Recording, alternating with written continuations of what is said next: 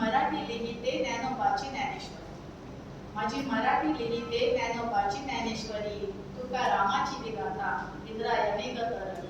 माझी मराठी बोलते भागवत एकनाथी,